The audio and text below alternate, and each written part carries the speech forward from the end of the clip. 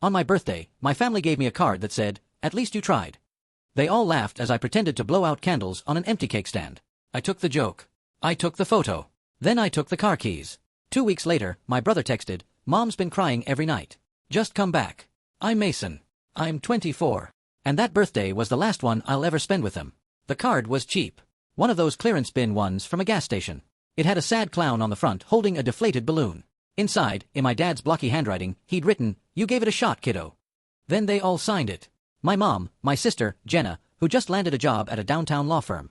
My 16-year-old brother Liam, who already had soccer scouts watching him, they thought it was hilarious. There was no cake, just an empty stand with 7 candles stuck in air.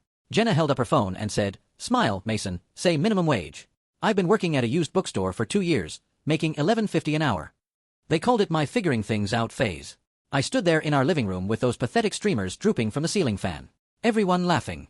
And I smiled. I posed. I played along because that's what I always did. I was the background kid, the one they teased because he can take a joke. Jenna was the golden child with her full scholarship. Liam was the prodigy athlete. And me, I was the dropout who tried screen printing t-shirts once and failed. After they finished laughing, I walked to my room, grabbed my keys, and left. That car they joked about. My 2019 Corolla that I bought myself 3 years ago. Every single payment was mine. $200 cash from working double shifts and skipping meals. The AC barely worked. The left speaker crackled, but it was mine.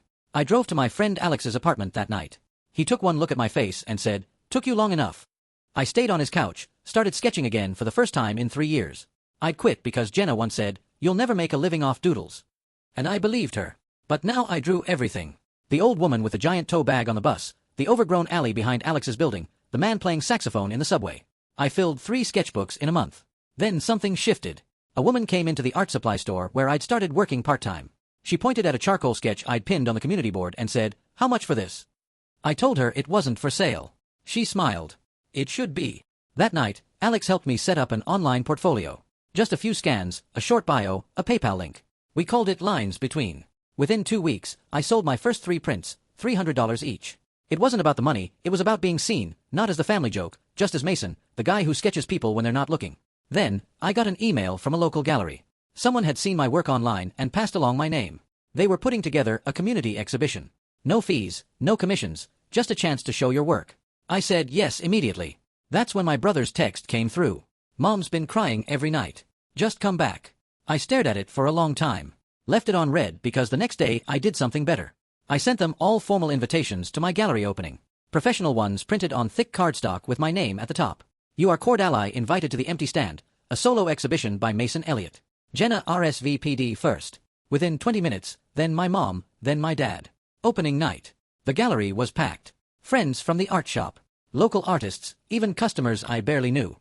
And at 7:02 p.m., they walked in. My mom, my dad, Jenna, Liam. They looked nervous, out of place. I watched them move through the exhibit slowly, quietly. My mom stopped in front of a piece called Invisible Dinner, a table with 1 plate missing. My dad stood for 10 minutes looking at broken promises. A sketch of an empty chair at a school art fair. Liam stared at muted applause, hands clapping in silence. And Jenna, she froze in front of the centerpiece. It was a charcoal rendering of that birthday. Me standing in front of an empty cake stand, candles burning in midair. Everyone else mid-laugh. The caption underneath simply said, "At least you tried." She stood there for 5 full minutes. Didn't move. When they finally left, none of them said a word. Not to me, not to each other. 3 days later, my dad called just to talk. No agenda. Jenna took down every family photo from her Instagram. My mom asked if she could visit the gallery again. And Liam. He showed up at my apartment with burgers and said, "I'm proud of you." I didn't need their apology because they'd finally seen it. Really seen it. That night, as they tried to congratulate me at the gallery, trying to smile like nothing had happened, I looked at all of them and said, "The only thing that mattered, at least I tried and I won."